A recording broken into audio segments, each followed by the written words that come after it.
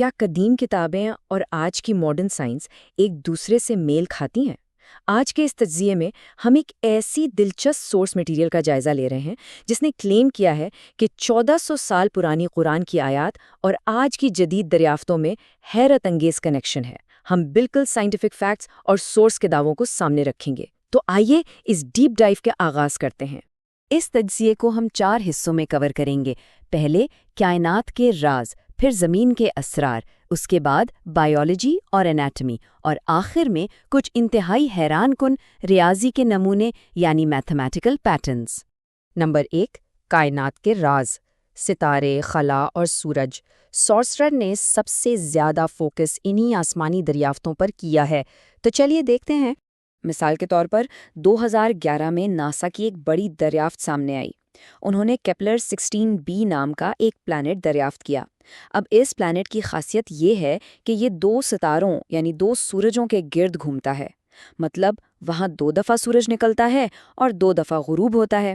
Source کے مطابق اس exact phenomena کا اشارہ سورہ المارج میں ملتا ہے، جہاں تمام مشرقوں اور مغربوں کے رب کا ذکر ہے۔ یہ اینشنٹ ورڈز اور ماڈرن اسپیس ڈسکوری کو لنک کرنے کی ایک بڑی انٹرسٹنگ کوشش ہے۔ اور بات صرف دور دراز پلانٹس کی نہیں ہے، ہمارے اپنے سورج کو ہی لے لیجئے۔ سائنس کہتی ہے کہ سورج کی بناوٹ میں 92% ہائیڈروجن اور 8% ہیلیم شامل ہے۔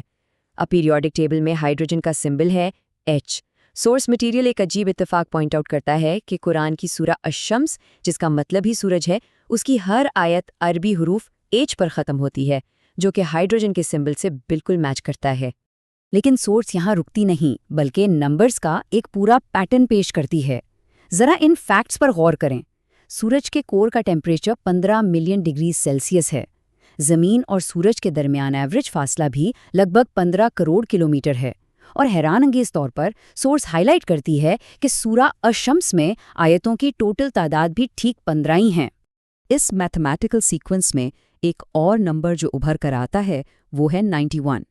زمین اور سورج کے درمیان کم از کم فاصلہ 91 ملین مائلز ہے، اور اندازہ لگایا جاتا ہے کہ سورج کائنات بننے کے 91 ملین سال بعد وجود میں آیا۔ دلچسپ بات یہ ہے کہ قرآن کی ترتیب میں سورہ الشمس کا نمبر بھی 91 ہے۔ یہ اعدادی مناسبت سچ میں سوچنے پر مجبور کر دیتی ہے۔ اب ذرا فزکس کی دنیا کے سب سے عظیم نظریے کی بات کرتے ہیں۔ 1915 میں البرٹ آئنسٹائن نے اپنی جنرل تھیوری آف ریلیٹیوٹی پیش کی، جس نے دنیا کو بتایا کہ خلا یعنی اسپیس بینڈ ہو سکتی ہے، مڑ سکتی ہے۔ سورس مٹیریل اس ایبسولوٹ ماڈرن سائنٹیفک فیکٹ کو سورہ الانبیاء کی آیت سے کنیکٹ کرتا ہے، جہاں آسمان کو کاغذ کے اسکرول کی طرح لپیٹنے کا ذکر ہے۔ میڈیکل سائنس اور بائیولوجی کی بات کریں تو آج ہم جانتے ہیں کہ جب انسان بہت اونچائی پر جاتا ہے تو آکسیجن کی کمی سے سینہ تنگ محسوس ہوتا ہے، سانس لینے میں دشواری ہوتی ہے۔ اس کنڈیشن کو ہائپوکسیا کہتے ہیں۔ سورس اس پر زور دیتی ہے کہ 1400 سال پہلے اس آیت میں اونچائی پر جانے سے سینے کے تنگ ہونے کی جو مثال دی گئی ہے، وہ میڈیکل سائنس کی اس ریالٹی کو بالکل ایکوریٹلی ڈسکرائب کرتی ہے جو اس وقت ٹوٹلی ان نون تھی۔ خلا کے اس ٹاپک کو ریپ اپ کرتے ہوئے سورس کچھ اور حیران کن کلیم پیش کرتی ہے، جیسے کہ زمین پر لوہا یعنی آئرن اور پانی باہر سے میٹیورائٹس کے ذریعے آئے۔ قرآن میں ان دونوں کے آسمان سے نازل کرنے کا ذکر ہے۔ اور ڈیپ سپیس میں روزیٹ نیبیولا کی ریسنٹ تصویر بالکل ایک سرخ گلاب جیسی دکھتی ہے، جس کا ذکر اینشینٹ ٹیکسٹ میں آسمان کے پھٹ کر سرخ گلاب کی طرح ہونے سے ریلیٹ کیا گیا ہے۔ نمبر 2، زمین کے اسرار۔ اب خلا کی بلندیوں سے نکل کر زمین کی گہرائیوں، گہرے سمندروں اور قدیم دریافتوں کی طرف رخ کرتے ہیں۔ سمندر میں 200 میٹر کی گہرائی کے بعد سورج کی روشنی نہیں پہنچتی، وہاں مکمل غپ اندھیرا ہوتا ہے۔ لیکن ماڈرن مرین بائیولوجی نے دریافت کیا ہے کہ ان پچ بلیک گہرائیوں میں کچھ مخلوقات ایسی ہیں جو اپنی روشنی خود پیدا کرتی ہیں، جسے بائیولومیننس کہتے ہیں۔ سورج اس جدید دریافت کو بالکل ان آیات سے ملاتی ہے جن میں گہرے سمندر کی تاریکی میں روشنی کے ہونے کا ذکر کیا گیا ہے۔ جیولوجی اور فاسلز کو ہی لے لیجئے۔ سائنس مانتی ہے کہ موت کے لمبے عرصے بعد کنڈیشنز کے تحت انسانی یا جانور کی ہڈیاں پتھر یا لوہے میں تبدیل ہو سکتی ہیں۔ انہیں پائریٹائزڈ فاسلز کہا جاتا ہے۔ سورس پوائنٹ آؤٹ کرتی ہے کہ سورہ الاسراء میں جب موت کے بعد دوبارہ زندہ کیے جانے کا سوال اٹھایا گیا تو وہاں اسپیسیفکلی पत्थर बन जाओ या लोहा के अल्फाज इस्तेमाल हुए हैं। ये फॉसिल्स की जियोलॉजिकल रियलिटी के साथ एक इंटरेस्टिंग कनेक्शन बनाता है। नंबर 3, बायोलॉजी और इंसानी एनाटॉमी। अब ज़मीन की तह से निकलकर सीधा इंसानी जिस्म और जानवरों के राज की तरफ आते हैं।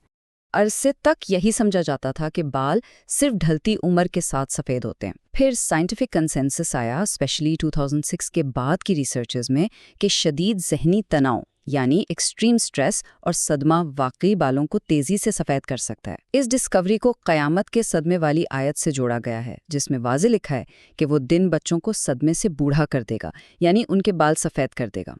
अब एंटोमोलॉजी यानी कीड़ों की साइंस की एक बहुत ही अजीब रियलिटी देखते हैं। पहले लोगों को लगता था कि नर मकड़ी जाला बनाता है। मॉडर्न साइंस बता चुकी है कि ये काम सिर्फ मादा मकड़ी यानी फीमेल स्पाइडर करती है। सोर्स हाईलाइट करती है कि कुरान में भी मकड़ी के लिए स्पेसिफिकली फीमेल वर्ड यूज हुआ है। लेकिन इससे भी ज्यादा शॉकिंग बात उस घर की कमजोरी का जिक्र है। आज हम जानते हैं कि मकड़ी का जाला सिर्फ फिजिकली वीक नहीं होता, बल्कि वहाँ मादा नर को खा जाती है और बच्चे पैदा होने के बाद अपनी माँ को खा जाते हैं। सोर्स के मुताबिक टेक्स्ट का मकड़ी के घर को सबसे कमजोर कहना इसी एक्सट्रीम और ब्रूटल एनवायरनमेंट की तरफ इशारा है। इंसानी जिस्म की बात करें तो फोरेंसिक साइंस का बुनियादी हिस्सा हमारे फिंगरप्रिंट्स हैं, जो हर इंसान के बिल्कुल यूनिक होते हैं। सोर्स मटेरियल यहाँ नोटिस करवाता है कि कदीम टेक्स्ट में जब दोबारा पैदा करने की बात आती है तो स्पेसिफिकली उंगलियों की पोरों यानी फिंगर टिप्स को ठीक ठीक वापस लाने का जिक्र है, जो इन फिंगरप्रिंट्स की यूनिक कॉम्प्लेक्सिटी और पेचीदगी को हाईलाइट करता है। नंबर 4, छुपे हुए रियाजी के नमूने। अब तज्जिए का सबसे क्लाइमैक्स और इंट्रिकेट हिस्सा शुरू होता है। सोर्स यहाँ ऐसी मैथमेटिकल और लिंग्विस्टिक अलाइनमेंट्स का दावा करती है जो वाकई सोचने पे मजबूर कर देंगी। इस क्लेम को ध्यान से सुनिए।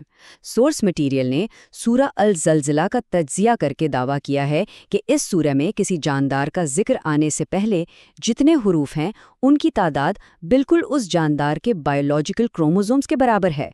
मिसाल के तौर पर इंसान के 46 क्रोमोसोम्स होते हैं और टेक्स्ट में लफ्ज़ इंसान से पहले स्पेसिफिकली 46 हुरूफ आए हैं।